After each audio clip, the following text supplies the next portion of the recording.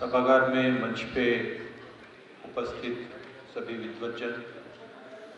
और मंच के सामने जो हमारी एक साहित्य निधि बैठी है उनको भी नमन। मैं पंडित विद्यानिवास मिश्र जी के परिवार का ही सदस्य हूँ, क्योंकि विद्यानिवास जी विद्यापीठ के कुलपति थे और उसी कड़ी में आप समझ सकते हैं कि मेरा नाम भी आता है, तो निसंदेह मेरे लिए एक बहुत ही गौरव का दिन भी है कि इस परिवार का हिस्सा होना, भले ही परोक्ष रूप से है, अपने आप में गौरवान्वित करने के लिए पर्याप्त है। आज यहाँ पे इतनी पुस्तकों का जो लोकार्पण हुआ, निसंदेह मुझे लगता है कि इससे बड़ी श्रद्धांजलि पंडित जी के लिए नहीं हो सकती थी, क्योंकि उन्होंने साहित्य सृजन में जो अपना योगदान दिया है और कथानक के महत्व को जो सबसे ज़्यादा परिभाषित किया है, संभवतः वो सारी चीज़ें किसी न किसी रूप में साहित्य की समस्त विधाओं में समाहित होती है। वो उपन्यास हो, निबंध हो, नाटक हो, कविताएं हो, किसी में भी कथानक का बहुत ज़्यादा महत्व है।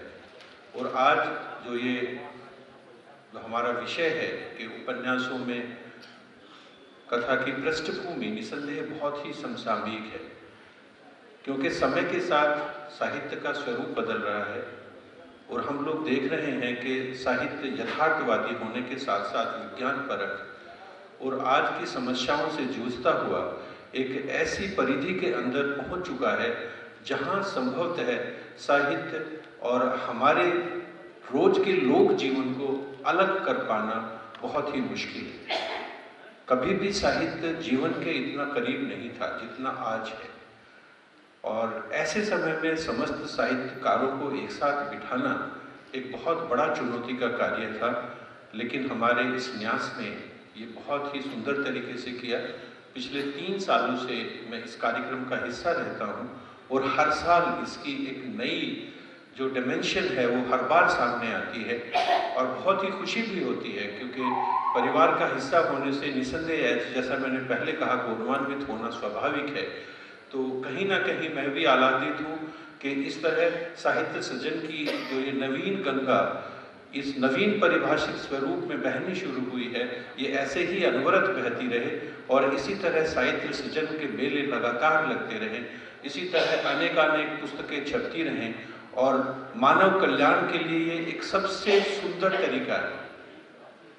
जो आज के कंप्यूटर के युग में, जहाँ पे के लोग धीरे धीरे इन सारी चीज़ों से दूर होते जा रहे हैं, इस तरह के आयोजन निसंदेह हमारी नई पीढ़ी को इस भावनात्मक दुनिया से जोड़ने का एक बहुत ही सुंदर प्रयास करेंगे।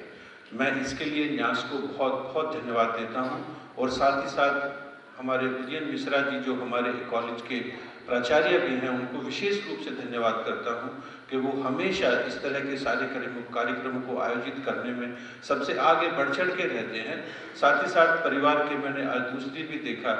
कि मिश्र परिवार के ही छोटे भाई ने खुद अपने आप यहाँ पे गायन किया,